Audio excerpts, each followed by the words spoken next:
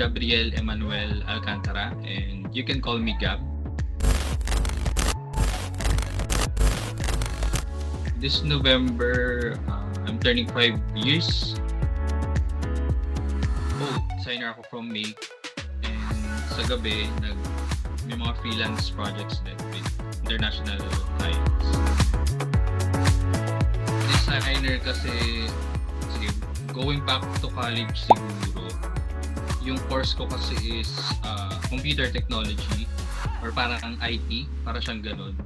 And actually yung multimedia arts, yun yung course mo, or yung course mo is yun yung dream course ko talaga. Going back no college. Pero since nasa province and medyo financial problem ganyan, so mas pinili ko na lang yung computer technology, and since in demand yun nung time na yun. Then after graduation siguro, parang yung interest ko talaga is in designing, parang gano'n. Yung nasa creative side talaga yung gusto kong path. Kaya sabi ko, ano yung pwedeng creative side or design na career na pwede yung course ko, parang gano'n. Gano'n yung nangyari.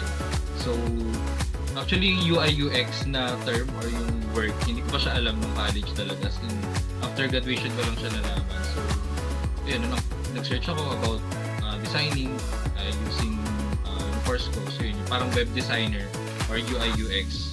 So yun yung in-applyan ko, and yun, there's this history. Doon pa rin ako hanggang ngayon sa field na yun. So masasabi niyo po ba na kailangan na mas advantage kung nag-multimedia arts kayo? I think siguro lang mas maging advantage siguro sa creative thinking, I think, pag mas nag-multimedia arts course ako. Pero yeah, I think medyo nagamit ko naman yung side ng about computers, interface pagdating sa course ko. Kasi knowing yung ano talaga, yung term na UI UX. Kasi noong una nakita ko yung sa mga job posting, like, ano to? Parang kakaiba siya sa kakaiba siyang term talaga. And ayun, knowing what is user interface, user experience, siguro mga konting mga fundamentals ganyan, and yung process, the usual process, and actually pati yung mga laws of UX, yun medyo nireview ko rin yun dati. And at the same time, parang learning or knowing what software yung usually ginagamit on that field, kasi like sa amin, Figma yung gamit sa amin currently. Pero dati nung nag-start ako, Adobe XD, hindi nga actually Photoshop pa nung time ko, nung intern ako, parang Photoshop pa yung ginagamit namin. So nung time na yun yung inaaral ko for the web designing, ganyan. So ayun, knowing the fundamental, yung basic process or yung general process, learning the software na gagamitin. Nung college kasi kami, since IT nga yung course ko, so siguro yung parang naging project or task lang namin na medyo related sa designing will be yung parang front-end development ng isang website. So parang using CSS, ganoon, and kung ano mga code. Yun lang. And nung internship naman, siguro, ayun nga, medyo, ang mga task lang kasi nun is, pinapasa lang sa amin na, gawin nyo to, design nyo to. Medyo walang brief masyado. Ganun yung mga style ng internship eh. Unlike kapag work projects na talaga, kailangan immersed ka talaga dun sa process. Like, from the start, dapat nandun ka. Ano yung, kahit actually from proposal pa lang, parang ano yung goal ng client, ano yung gusto nilang gawin, ano yung reason, ganyan, ano yung background ng company, up to the development. So parang mas pag-work talaga, mas more end-to-end, parang involved ka. For fresh grad, mas advisable for me yung talaga, pasok ka muna sa company, talagang full-time job, kasi mas malalaman mo yung process, And at the same time, parang may guide with with your supervisors, ganyan, or colleagues. Unlike sa freelance kasi medyo, ano yun eh, parang nasa iyong bahala. Parang ikaw yung ikaw bahala dun eh. Ikaw yung mangangapa, kumbaga, sa mga gagawin. Yeah. So I think for fresh grad, mas okay mag full-time work muna. Pros and cons. Sige, mag-start tayo sa pros and cons ng company siguro muna. Sige. For pros ng company, bukod sa siguro yung medyo mababaw muna, sila mag-asikaso ng like sa mga tax and ano ba, syempre mas sure ka na sagot nila yung mga benefits, mga SSS, ganyan, pag-ibig, and sure ka na may sweldo ka talagang fixed, parang ganun. So in terms of financial, ganun siya.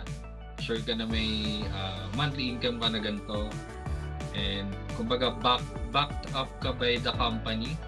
May mga may mga insurance, ganyan, or may mga contracts, ganyan. So talagang kumbaga for formality, parang may mga process and may mga documents na talagang hawak ka. Yun yung mga isa sa pros. And ano pa ba? Siguro yung clients. For me kasi parang I've been part of parang agencies ng mga company. So sure na may clients talaga na may projects ka, parang gano'n. Tuloy-tuloy lang yung projects, clients, and also yung being in a team. So pag nasa company kasi, sure ka na may mga team ka na mapapagtanungan or may teamwork, ganyan. Then may mag-guide sa'yo na supervisor nga or leads. Then sa cons siguro cons na din yung kaltas for me. Cons din yung kaltas in a way, mga kinakaltas nila. Tapos ito ba, medyo cons din for in some aspect yung yung process, kasi parang medyo kailangan may susundin ka talagang process or may system talaga na susundin ka, may mga ganito. Kung hindi ka ganun ka free sa mga gagawin mo. Then, ang cons? Toxic company or mga colleagues. Ganyan. Then, siguro yun for now. Then, punta tayo sa freelance.